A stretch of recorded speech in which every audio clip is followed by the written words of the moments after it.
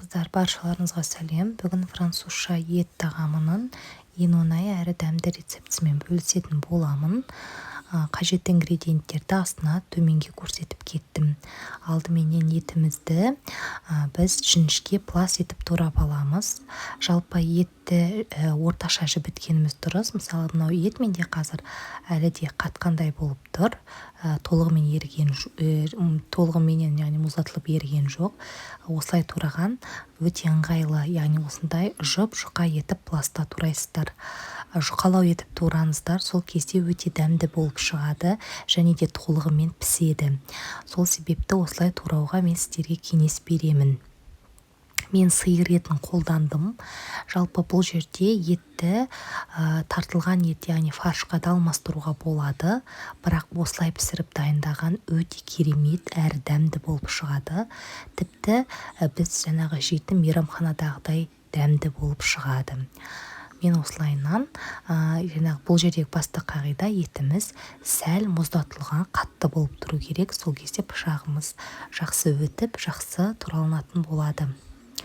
Мен бұл жерде, яғни филе етін қолдандым, сиыр етінің. Бұл жерде ешқандай майы жоқ, таза ет. Дәл осылай етіп турап аламыз.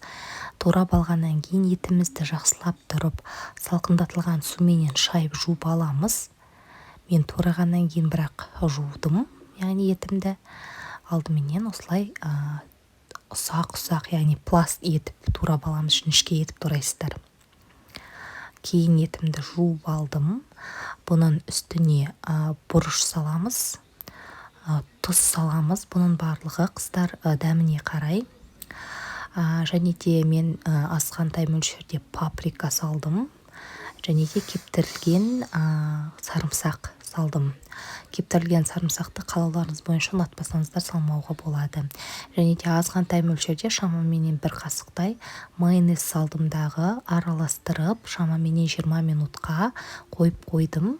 Яғни мариновайттап қойып қойдым. Тұзы, бұрышы барлығы жақсылап тұрып сіңіп қалу үшін. Енді картоптың сыртын тазаладым, жуып алдым.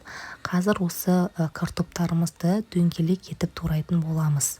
Қыздар, бұл жерде ескертетін жай, жалпы қатты жіңішке етіп картопты турамаңыздар. Мен міне шамамен 1 сантиметрдей қалыңдықта шығар осы ірілеу етіп тураймын кішкене. Себебі біз етіміз піскенге дейін бұл картопымыз да езіліп піседі.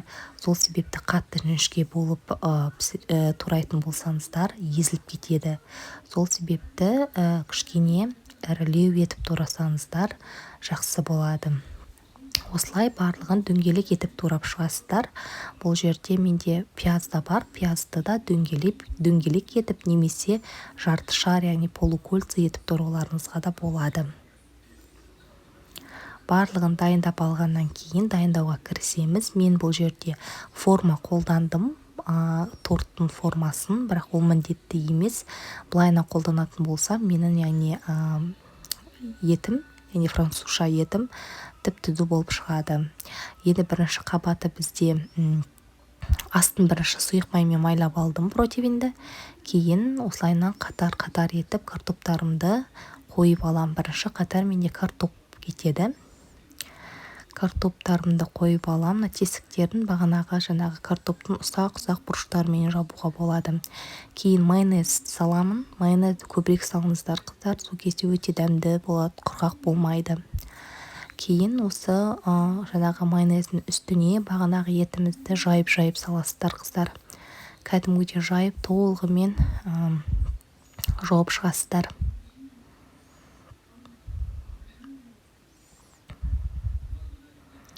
Маринатталған ет, бұл жерде ешқандай тұз, бұрыш және қосудың қажеттілігі жоқ.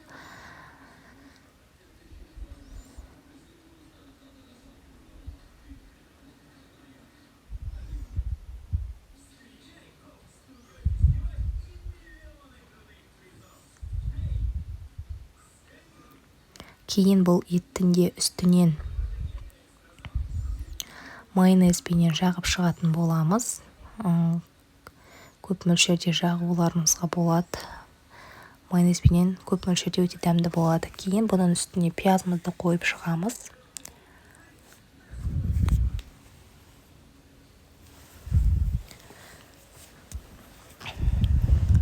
Пиязымызды қойып болғаннан кейін үстіне ең соңғы қатар картоптарымызды тізіп шығатын боламыз. Барлығын дәл видеодағыдай етіп жасайсыздар. Дәл осындай етіп жасап алып, қызып тұрған пешке, яғни 180 градуста қызып тұрған пешке мен шыны керек 1 сағат пісірдім. Менің етім толықтай 1 сағаттың ішінде пісті. Сондықтан да 1 сағаттай асықпай пісіргендеріңіз дұрыс болады. Сол себепті де картоптар үрлеу етіп тұрау керек. Үстіне тағы да майонез саласыздар да. Сырды, яғни ірімшікті әзірше салмайсыздар. Оны шамамен дайын 10 минут қалғанда, яғни дайын болуға 10 минут қалған кезде бірақ салу керек сырды. Әйтпесе қызарып, қатып қалатын болады. Ірімшікті өткізгіштен өткізіп, осылай дайындап қоясыздар. Шамаменен дайын болуға 10 минут қалған кезде ғана біздің жаңағы французша етіміздің үстіне салатын боламыз. Міне шамаменен менде дайындалуына 10 минут қалды. Мен осылай, яғни пештен алып, үстіне сырды сеуіп, яғни ірімшікті сеуіп, қайтадан пештің үстіне қойдым. Тағы да бір 10 минуттай ұстадым. Кейін менің тамағым дайын болды. Мен толық 1 сағаттың ішінде пісірдім. Менде Bosch деген духовка, яғни қысқа толқынды.